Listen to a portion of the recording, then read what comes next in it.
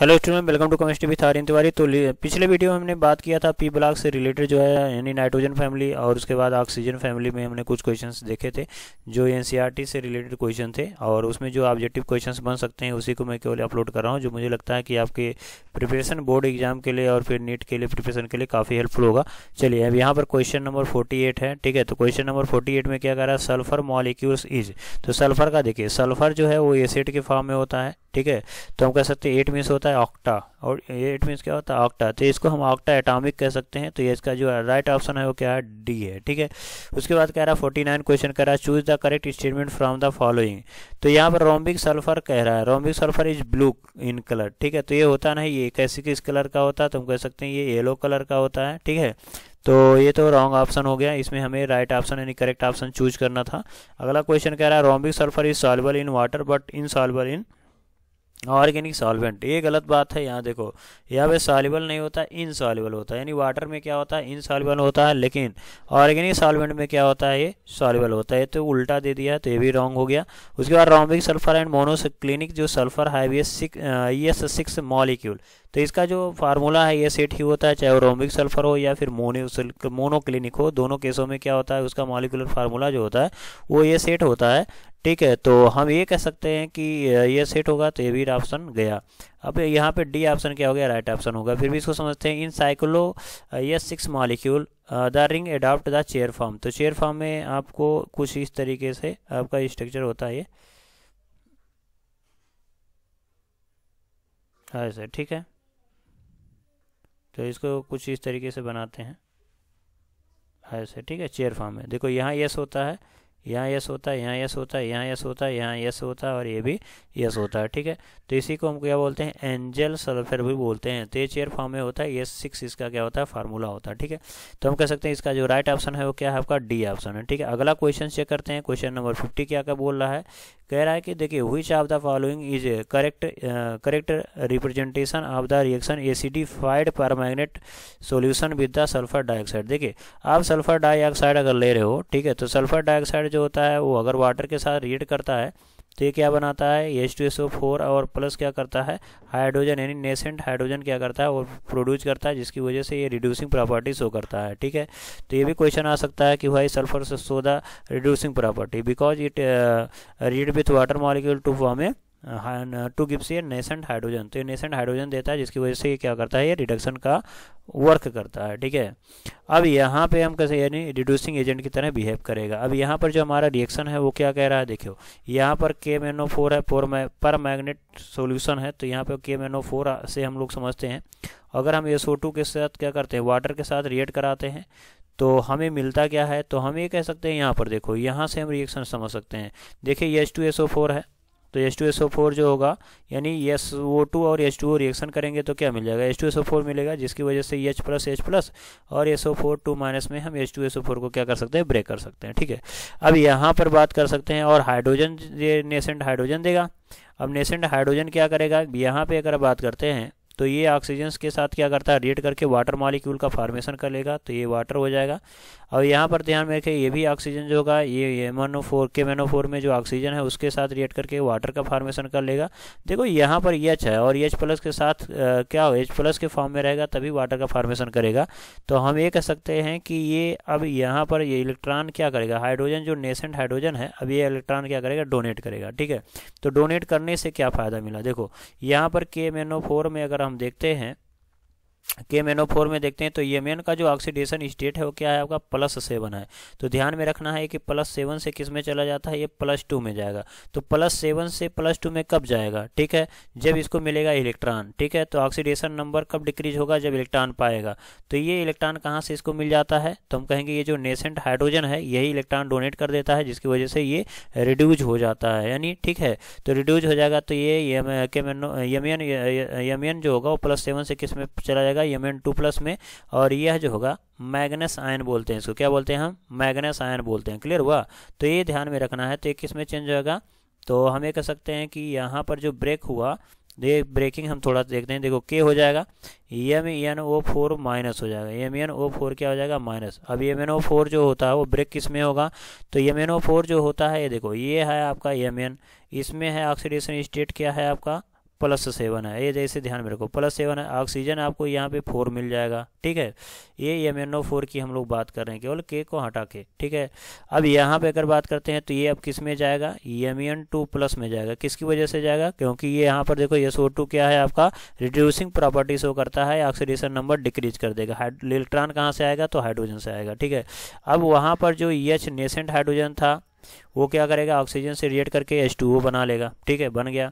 उसके बाद H2SO4 भी तो है, तो H2SO4 आपको पता है कि ये H+ और H+ के फॉर्म करता है, और SO4 क्या होता है 2- में, तो ये भी क्या होगा, ऑक्सीजन के साथ रिएक्ट करके H2SO4 बना लेगा। तो Mn जो है वो SO4 के साथ रिएक्शन करके क्या बना लेता है, तो MnSO4 बना लेता है, ठीक है। तो इसका शुद्ध और साफ थोड़ा सा हम रिएक्शन लिखते हैं। देखो MnO4 जो होता है, अब यहाँ पर SO2 जो होगा और H2 होगा। अब ये रिएक्शन करेंगे तो क्या फार्म होगा, देखो यहाँ पर पोटेशियम जो है वो, ये पोटेशियम जो होगा वो सल्फेट के साथ रिएक्ट करके क्या बना लेगा, पोटेशियम सल्फेट बना लेगा, ठीक है। Mn जो है अब 7+ से किस में आ गया, 2+ में आ गया। अब 2+ से किस में रिएक्शन करेगा, तो मैग्नेस सल्फेट बना लेगा, ठीक है। अब उसके बाद क्या बचा आपका, तो यहाँ पर जो है SO2 है, ठीक है। तो SO2 और H2O क्या बना रहा था, तो हम कहेंगे H2O बना लेगा, H2SO4 बना लेगा, और इसमें क्या बना लेगा, H2SO4 बना लेगा, ठीक। और जो भी ऑक्सीजन यहाँ पर क्या होगा, जो H2O निकलते हैं वो यहाँ पर क्या हो जाता है, यूज होता चला जाता है। तो ये जो फाइनल रिएक्शन है वो इस टाइप से आपको मिलने वाला है, ठीक है। अब इसी को क्या किया है, वो ब्रेक करके इसमें दे दिया है, ठीक है। तो ये किस में चेंज होगा, देखो K को हटा दिया है, तो अगर देखेंगे तो MnO4- है। इसको बैलेंस करोगे, ठीक है। ये देखो MnO4- होगा, ये SO2 है, तो चलो ठीक है, SO2 है, और प्लस H2 है, ये भी H2 है, ठीक है। अब इसको चेक कर लो, MnO4 है, SO2 है और H2O है, ये तो सब में दिया हुआ है, ठीक है। तो इसका मतलब क्या है कि यहाँ से आपको नहीं समझ में आएगा, ये प्रोडक्ट से समझ में। प्रोडक्ट में अगर देखोगे तो यहाँ के अगर हटा दोगे तो क्या मिलेगा आपको, SO4 पर 2- मिल जाएगा, और Mn क्या मिल जाएगा आपका, 2+ में मिल जाएगा, और H2SO4 में भी क्या मिल जाएगा, हाइड्रोजन मिल जाएगा 2H+, ठीक है। तो अगर आप देखोगे तो यहाँ देखो सल्फेट है, तो देखो यहाँ सल्फेट है, यहाँ Mn2+ है, देखो यहाँ पे Mn2+ है, और यहाँ हाइड्रोजन है। बैलेंस करने की हमें देखो बैलेंस करके दिया है, इसे कोई परेशान होने की बात नहीं है। इसमें हमें प्रोडक्ट से समझना, देखो ये सल्फर में रिड्यूज नहीं होगा, ठीक है। ये सल्फर जो होगा देखो यस है, तो यहाँ ध्यान में रखेंगे कि ये क्या है आपका रिड्यूसिंग एजेंट है, तो ये खुद क्या होगा, ऑक्सीडाइज हो जाएगा, ठीक है। तो सल्फर रिड्यूज करा, ये भी गया। यहाँ पर देखो SO3 2- और फिर यस दे दिया है, तो ये रिड्यूज कर रहा है, ये भी गलत है। उसके बाद यहाँ पर देखिए, यहाँ पर यस भी रिड्यूज किया, तो यहाँ से गलत हो गया आंसर। तो राइट ऑप्शन क्या है, यही है। अगर कुछ नहीं मालूम था तो ये भी हमें पता था कि सल्फर जो है, सल्फर SO2 जो है वो क्या करेगा, वो रिड्यूसिंग प्रॉपर्टी शो करता है। या हम कह सकते हैं यहाँ पर KMnO4 जो होता है वो ऑक्सीडाइजिंग एजेंट होता है, तो इसके ऑक्सीडेशन नंबर को इंक्रीज कर देगा। ऑक्सीडेशन नंबर जो है वो देखो यहाँ पर आपका देखो +2 है, तो इसमें अगर देखेंगे, ठीक है, तो इसमें अगर देखेंगे तो सल्फेट में क्या हो जाता है, +6 में चला जाता है। तो आप यहाँ से डायरेक्ट बता सकते थे कि ये ऑप्शन होगा, ठीक है। अगला क्वेश्चन चेक करते हैं, क्वेश्चन नंबर 51 क्या कहता है। अब अगला क्वेश्चन देखिए, कह रहा है why is sulphur dioxide considered as an air pollutant, ठीक है। तो एयर पॉल्यूटेंट की तरह ये बिहेव क्यों कर रहा है, देखिए यहाँ पर अगर बात कर रहे हैं तो it increase the temperature of the atmosphere, ये कोई बात नहीं है। अब देखो यहाँ पर एयर पॉल्यूटेंट का कोई मतलब नहीं है। देखो it is use insecticide which cause air pollution, देखो इंसेक्टिसाइड में हम जर्मिसाइड की तरह यूज करते हैं, तो ठीक है, लेकिन ये एयर पॉल्यूशन नहीं करेगा, ठीक है। उसके बाद it cause acid rain due to the formation of sulphuric acid on combination with the oxygen and water, हाँ ये सही है। तो ये क्या करता है, यहाँ पे अगर बात करते हैं तो यहाँ पे जो सल्फर डाइऑक्साइड होता है वाटर के साथ रिएक्शन करके क्या बना लेता है, H2SO4 बना लेता है। अब H2SO4 जब बनाएगा तो एसिड रेन होगा, ठीक है। तो ये एयर पॉल्यूटेंट की तरह ये बिहेव करेगा एज एन एयर पॉल्यूटेंट। तो ये जो ऑप्शन होगा इसका सी ऑप्शन होगा, it as an strong oxidising agent hence oxidise the other components of the air. नहीं, ऐसा कुछ नहीं है, तो यहाँ पर स्ट्रॉन्ग ऑक्सीडाइजिंग एजेंट नहीं है। अगला देखते हैं, यहाँ पर 52 है, तो कह रहा है ड्राई SO2, ठीक है, ड्राई SO2 यानी जो पानी नहीं है, does not react bleach does not bleach dry flower because, ठीक है। देखो एक बात हम बता सकते हैं कि यहाँ पे देखो सल्फर डाइऑक्साइड होता है ना, वो H2O के साथ क्या करता है, रिएक्ट करता है और बनाता क्या है, H2SO4 बनाता है, और नेसेंट हाइड्रोजन क्या करता है, यहाँ बैलेंस करेंगे तो 2 हो जाएगा। तो अभी हमने देखा था कि 2 हाइड्रोजन क्या करता है, ये डोनेट करता है, यानी इसको बोलते हैं नेसेंट हाइड्रोजन। अब यही जो कलर सब्सटेंस होते हैं ना, कलर सब्सटेंस जो भी होगा, या जैसे हमने ग्रीन लीफ ले लिया और उसमें क्या किया, SO2 और वाटर मिक्स करके डाल दिया, तो उससे क्या होगा, कलर उसका गायब हो जाएगा। यानी ये जो 2 हाइड्रोजन होंगे ना, इसे रिएक्ट करके क्या करेंगे, इसका हाइड्रोजनेशन कर देते हैं और ये क्या होगा, कलरलेस हो जाएगा। क्या हो जाएगा, कलरलेस होगा। लेकिन ये परमानेंट कलर नहीं देता है, ठीक है। तो पर जैसे ही मतलब ऑक्सीजन के प्रेजेंस में रखेंगे उसको, यानी लीफ का कलर तो पहले उड़ जाएगा, ठीक है। लेकिन बाद में जब आप क्या करोगे, एयर के प्रेजेंस में रख दोगे तो फिर से वो ऑक्सीडाइज होकर के वो कलर लेस से किस में हो जाएगा, वो ग्रीन कलर में हो जाएगा, ठीक है। तो ये परमानेंट कलर नहीं देता है, ये बात ध्यान में लगे। लेकिन ये क्या कर सकता है, ये ब्लीच कर सकता है, कलर उड़ा सकता है, ठीक है। तो वही कह रहा है, nascent hydrogen responsible for bleaching is produce only in the presence of moisture. Moisture means क्या होता है, वाटर। तो ये ऑप्शन क्या है आपका, राइट ऑप्शन है, ठीक है। तो water is actually reducing agent in responsible for bleaching, ये तो बिल्कुल गलत है। Water is stronger acid than the sulphur than the SO2। तो ये सब क्या है, यहाँ से जो आंसर मिलने वाला था ब्लीचिंग वाला, वो आपका फर्स्ट ऑप्शन ये था। अब कह रहा है कि 53 क्वेश्चन नंबर कह रहा है, which of the following statement is not correct for SO2 gas. तो कह रहा है SO2 के गैस के लिए कौन सा कह सकते हैं स्टेटमेंट सही नहीं है, ये पूछ। तो ऐसे क्वेश्चन को हमें टैकल अगर करना है तो हमें ये ध्यान में रखना होगा कि देखो, ये जब कह रहा है नॉट करेक्ट, इसका मतलब एक थोड़ा सा टिपिकल हो जाता है, यानी आपको 3 ऑप्शंस क्या होने चाहिए, पता होने चाहिए, ठीक है। तो ये थोड़ा सा टिपिकल होता है जब आपको नॉट करके पूछ लेता है, ठीक है। तो देखिए, it act as a bleaching agent in the moist condition, हाँ ये ठीक है, अभी हमने बात किया है, नेसेंट हाइड्रोजन की वजह से ऐसा होता है। It dilute solution is used as a disinfectant, ठीक है।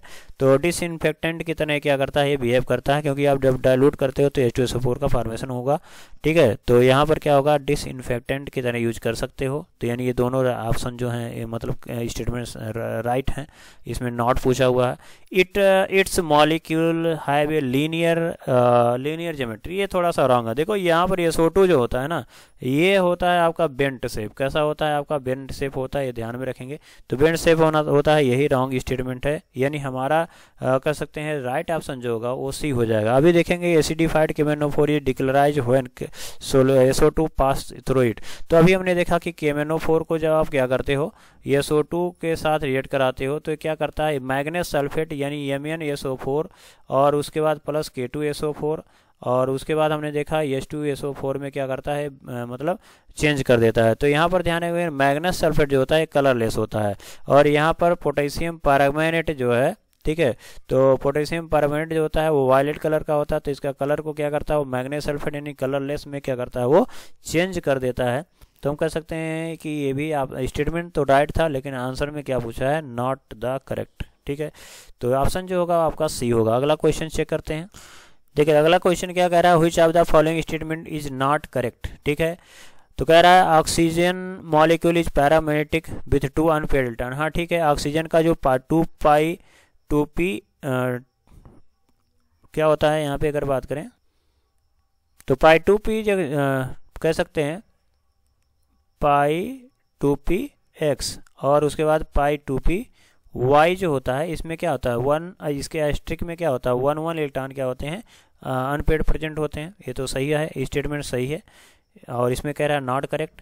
उसके बाद कह रहा है सल्फर सो मैक्सिमम कोवैलेंसी या 4, नहीं ऐसा नहीं है। सल्फर क्या करता है, देखो सल्फर का होता है एटॉमिक नंबर 16, इसको जब आप लिखते हो इलेक्ट्रॉनिक कॉन्फ़िगरेशन 1s2 आता है, 2s2 आता है, 2p6 आता है, और 3s2 आता है, और 3p क्या होता है आपका 4 होता है।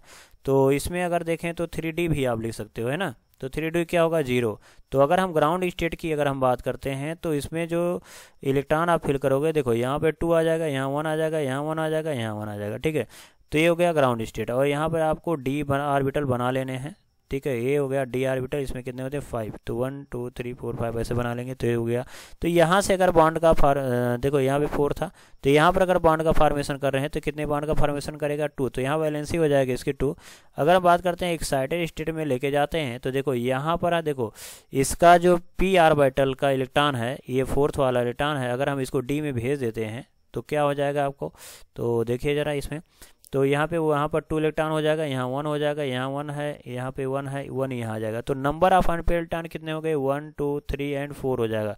तो नंबर ऑफ अनपेयर्ड इलेक्ट्रॉन हो गया 4, तो वैलेंसी कितनी हो जाएगी 4। अगर हम p वाला इलेक्ट्रॉन भी जंप करा दें कहाँ पे डी में, तो इस केस में क्या हो जाएगा, ये हो जाएगा आपका 3S में 1 इलेक्ट्रॉन हो जाएगा, 3p में कितने इलेक्ट्रॉन हो जाएंगे आपके 1 इलेक्ट्रॉन हो जाएंगे, कुल टोटल 4 हो गए। अब वहाँ पर d में हम बात कर लेते हैं, तो d में कितने हो गए, 2 इलेक्ट्रॉन अनपेड हो गए, तो इसका मतलब टोटल कितने हो गए 6। तो वैलेंसी जो हो जाएगी इसकी कोवैलेंसी कितनी हो जाएगी आपकी 6 हो जाएगी। तो यहाँ पे क्या कह रहा है 4 होती है मैक्सिमम, नहीं तो मैक्सिमम कितनी होती है 6 होती है। तो ऑप्शन जो होगा आपका बी ऑप्शन जो होगा वो राइट ऑप्शन होगा, ये इनकरेक्ट है। ठीक है, कह रहा है ओजोन, ठीक है, ozone can be easily detected in mercury. हाँ ठीक है, ये डिटेक्ट कर लेता है मरकरी में, ठीक है, तो ये भी सही है। Both sulphurous and sulphuric are ये डाई बेसिक इन नेचर। हाँ ये दोनों क्या होते हैं, डाई बेसिक इन नेचर होते हैं। रीजन क्या है, यस डबल बॉन्ड ओ है और यहाँ पर ओ एच है, ये है आपका सल्फ्यूरस एसिड यानी H2SO3, और एक होता है सल्फ्यूरिक एसिड जिसमें हम कहते हैं H2SO4 होता है, तो उसका स्ट्रक्चर ऐसा होता है OH, और यहाँ क्या होगा OH। देखो OH कितने हैं 2, यहाँ OH कितने हैं 2, तो यही OH से आप बता सकते हो कि ये OH क्या करता है डाई बेसिक एसिड का काम करेगा। तो इसका मतलब जो है इसका राइट ऑप्शन जो होगा वो बी होगा, और ये तीनों स्टेटमेंट क्या है राइट थे, तो ऑप्शन जो होगा आपका बी होगा। तो इस टाइप से हमने कुछ क्वेश्चन को इसमें देखा। अगले वीडियो में हम बात करेंगे कुछ और क्वेश्चंस को जो इंपॉर्टेंट हो गए आगे बोर्ड के एग्जाम के लिए। तो मिलते हैं नेक्स्ट वीडियो में। जय हिंद।